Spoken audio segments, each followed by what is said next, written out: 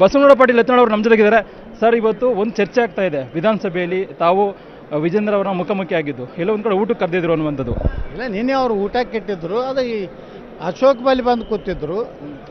ನಾನು ಉತ್ತರ ಕರ್ನಾಟಕದ ಅಧ್ಯಯನ ಮಾಡ್ಲಕತ್ತಿದ್ದೆ. ನಮಸ್ಕಾರ ಅಂದರು, ನಮಸ್ಕಾರ ಅಂದಿನಿ. ಯಾಕೆ ಸರ್ ಊಟಕ್ಕೆ ಹೋಗಿಲ್ಲ ತಾವು ಸರ್? ನಿನ್ನೆ ವಿಜೇಂದ್ರ ಕರೆದಿದ್ದು ಊಟಕ್ಕೆ ನಾವು ಅದು ಹೇಳಿವಲ್ಲ, ನಮ್ಮದೊಂದು ಏನು BJPಯಲ್ಲಿ ಒಂದು ಚರ್ಚೆ ನಡೆತದೆ.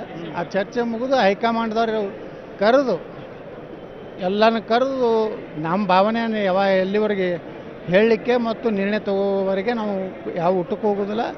ಅವರ ಅಧ್ಯಕ್ಷತೆಯಲ್ಲಿರುವಂಥ ಯಾವುದೇ ವೇದಿಕೆಗೆ ನಾವು ಹೋಗೋದಿಲ್ಲ. ಇವತ್ತು ಬೆಳಗಾವಿಯಲ್ಲಿ ಸಭೆಯನ್ನು ಸೇರಿದೆ ಸರ್, ಏನು ಉದ್ದೇಶ ಸರ್? ಅದೇ ಹೇಳೋದ್ರಲ್ಲಿ ಈಗಾಗಲೇ ರಮೇಶ್ ಜಾರಕಿಹೊಳಿ ಅವರು ಹೇಳ್ಯಾರ, 2ನೇ ಹಂತದ ಬಳ್ಳಾರಿ ವಿಜಯನಗರ ಈ ಭಾಗದಲ್ಲಿ ವಕಫ್ ವಿರುದ್ಧ ಹೋರಾಟವನ್ನು ಮಾಡೋದ್ರ ಸಲುವಾಗಿ ನಾವು ಸೇರ್ಲಾಕತ್ತೀವಿ. ಅದು ಬಿಟ್ಟರೆ ಮತ್ತೇನು ವಿಷಯ ಇಲ್ಲ. ಹೈಕಮಾಂಡ್ ನಾಯಕರು ಭೇಟಿ ಹೇಳಿದ ಬಳಿಕೂ ಕೂಡ ನೀವು ಪ್ರತ್ಯೇಕವಾಗಿ ಹೋರಾಟವನ್ನು ಮಾಡ್ತಾ ಇದ್ದೀರಿ. ಇಲ್ರಿ, ಹೈಕಮಾಂಡ್ ನಮಗೇನೂ ಹೇಳಿಲ್ಲ. ಹೋರಾಟ ಮಾಡೋದಕ್ಕೆ ಎಲ್ಲೂ ಒಂದು ವೇಳೆ ಹೈಕಮಾಂಡ್ ನಮ್ಗೆ ಹೇಳಿದರೆ ನಾವು ಅದನ್ನು ಸ್ಥಗಿತಗೊಳಿಸ್ತಿದ್ದೀವಿ.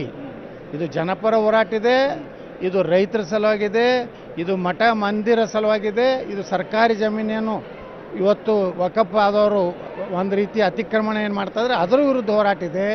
ಇದು ಪಕ್ಷದ ವಿರುದ್ಧ ಇಲ್ಲ, ಯಾವುದೇ ನಾಯಕತ್ವದ ವಿರುದ್ಧ ಇಲ್ಲ. ನಾವು ಪಕ್ಷವನ್ನೇ ಇನ್ನಷ್ಟು ಬಲಿಷ್ಠ ಮಾಡ್ಲಿಕ್ಕಿರುವಂಥ ಹೋರಾಟವೇ ಹೊರತು ನಮ್ದು ಯಾವುದೇ ಸ್ವಾರ್ಥ ಇಲ್ಲಾರ ಹೋರಾಟ. ವಿಜೇಂದ್ರ ಕೂಡ ಇವತ್ತು ದೆಹಲಿಗೆ ಹೋಗ್ತಾ ಇದ್ದಾರೆ ಸರ್. ಒಳ್ಳೆಯಲ್ಲ, ಅದು ಹೋಗ್ತಾರೋ ರಾಜ್ಯಾಧ್ಯಕ್ಷದಾರು ಕರೆದಿರಬೇಕು, ಪ್ರಧಾನಮಂತ್ರಿಗಳು ಕರೆದಿರಬೇಕು.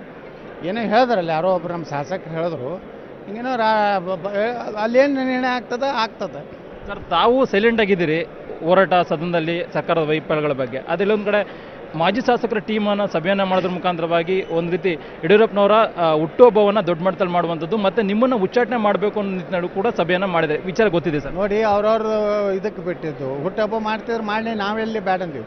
ಅವ್ರು ಹುಟ್ಟುಹಬ್ಬ ಮಾಡ್ತಾರೆ, ನಾವು ಜನಪರ ಹೋರಾಟ ಮಾಡ್ತೀವಿ ಅಷ್ಟೇ. ನಮ್ಗೆ ಜನರ ಸಮಸ್ಯೆಗಳು ಅದಾವೆ. ಇದು ಹುಟ್ಟುಹಬ್ಬ ಆಚರಣೆ ಮಾಡ್ಕೊತ ಪರಿಸ್ಥಿತಿ ಕರ್ನಾಟಕದಲ್ಲಿ ಇಲ್ಲ. ಈಗ ಜನರು ಇವತ್ತು ವಕಫದಿಂದ ಬಳಲ್ತಾ ಇದ್ದಾರೆ. ರಾಜ್ಯ ಸರ್ಕಾರ ಎಲ್ಲ ಹಂತದಲ್ಲಿ ವಿಫಲ ಆಗ್ತಾ ಇದೆ. SCPTSP ಹಣ ಇವತ್ತು ಡೈವರ್ಟ್ ಆಗಿದೆ. ವಾಲ್ಮೀಕಿ ದೊಡ್ಡ ಹಗರಣ ಆಗಿದೆ. ಇದರ ಬಗ್ಗೆ ನಾವು ರಾಜ್ಯದ ಜನರು ತಿಳಿಸೋದೈತಿ. ಈಗ ನಾವು ಯಾವುದೋ ವೈಭವೀಕರಣ ಮಾಡುವಂಥ ಕಾರ್ಯಕ್ರಮ ಅಲ್ಲ, ನಮ್ಮದು ಜನಪರ ಹೋರಾಟ ಅಷ್ಟೇ. ಹಾಗಿದ್ರೆ ಏನೇ ಮಾಡಿದ್ರು ಕೂಡ ಯತ್ನಾಳನ್ನು ಉಚ್ಚಾಟನೆ ಮಾಡುವಂಥದ್ದು ಅಷ್ಟು ಸುಲಭ ಎಲ್ಲ ಮಾತಲ್ವಾ? ನೋಡಿ, ನಾ ಅದಕ್ಕೆ ಹೇಳೋದಲ್ಲ, ಅದು ಹೈಕಮಾಂಡು ನಿರ್ಣಯ ತೊಗೋಬೇಕು. ಯಾರೋ ಉಚ್ಚಾಟನೆ ಮಾಡಿ ಅಂದ್ಕೊಳ್ಳೇ ಮಾಡೋದಿಲ್ಲ.